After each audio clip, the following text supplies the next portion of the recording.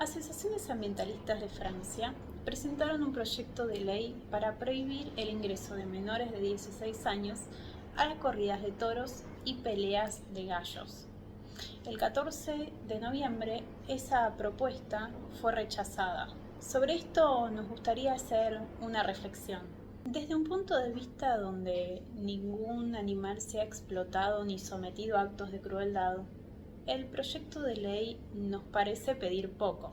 Aún así, el proyecto de ley fue rechazado, permitiendo que se siga sometiendo a animales a estos sufrimientos y autorizando a que niños y adolescentes puedan presenciar estos actos de crueldad tan violentos.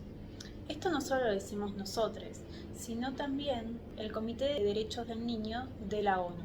En el documento de este organismo, llamado Observaciones Finales sobre los informes periódicos cuarto y quinto consolidados de México, en el punto 32 señala: a la luz de sus observaciones generales número 8 del año 2006 sobre el derecho del niño a la protección contra los castigos corporales y otras formas de castigo crueles o degradantes, y número 13 del 2011 sobre el derecho del niño a no ser objeto de ninguna forma de violencia, el Comité insta al Estado parte a adoptar a nivel federal y estatal leyes y políticas integrales para prevenir y sancionar toda forma de violencia y proteger y asistir a niñas y niños víctimas.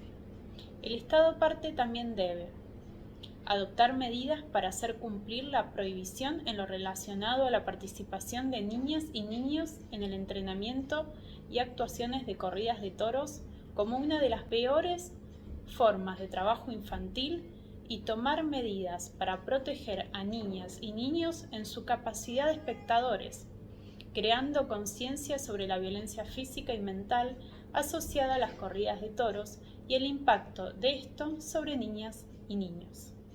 Sobre esto nos viene la reflexión de cuán arraigada está la violencia contra los demás animales, que ni siquiera son tenidas en cuenta las recomendaciones sobre los derechos de las infancias de la ONU. De más está decir que los actos de crueldad contra los animales ni siquiera son cuestionados, fundamentando su continuidad en la tradición.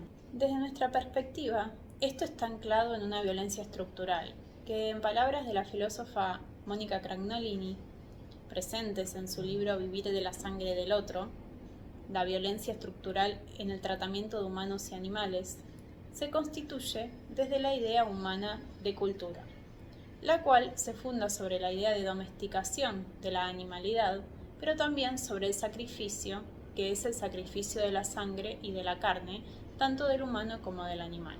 Para comprender este carácter estructural de la violencia, hay que tener en cuenta que sexismo, racismo y especismo deberían ser entendidos como vinculados en una similar lógica de dominación. Discriminar a otro existente, humano o no humano, por su sexo, por su raza o por su especie, coloca a mujeres, esclavos y animales en el lugar del más débil que puede ser discriminado.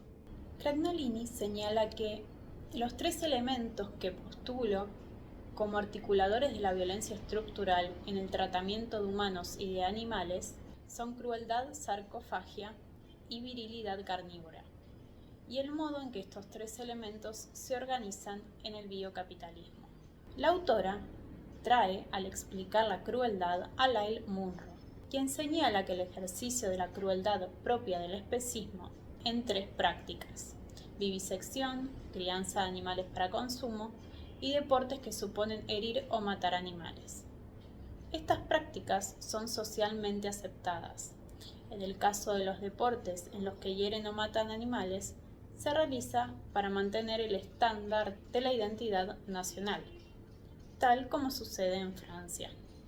La sarcofagia, simplificando mucho la explicación que da la autora, sería la naturalización del consumo de cadáveres de animales que merecen ser comidos. Se habla también aquí de no despolitizar al veganismo, trayendo la obra La jungla, donde se relacionan los mataderos y la sangre de los animales con la sangre de los trabajadores. Allí se denomina el capitalismo como el gran carnicero. Y desde allí la autora señala que el capitalismo encarna entonces el modo en que la violencia estructural en el tratamiento de humanos y de animales vive de la sangre de otros. El último y tercer elemento constitutivo de la violencia estructural sería la virilidad carnívora. Crueldad y sarcofagia se especifican en la virilidad carnívora, dice la autora. Estigma derridiano que alude al modo en que la autoridad se constituye como masculina. Soberano. El ipse, sí mismo, es el dueño y señor que puede devorar al otro. El soberano es carnívoro, porque tiene esa posibilidad de disponer de la vida y de la muerte de los otros. Su poder se visibiliza de manera pregnante en el modo en que se naturaliza el sacrificio de animales como derecho del existente humano, que siempre, sea hombre o mujer, se piensa de manera masculina. Para poder profundizar y complejizar en estas ideas desarrolladas por la filósofa Mónica Cragnolini, los invitamos a leer su libro Vivir de la sangre del otro. De esta manera, también solicitamos a los miembros del Congreso francés que puedan reconsiderar su decisión del pasado 14 de noviembre.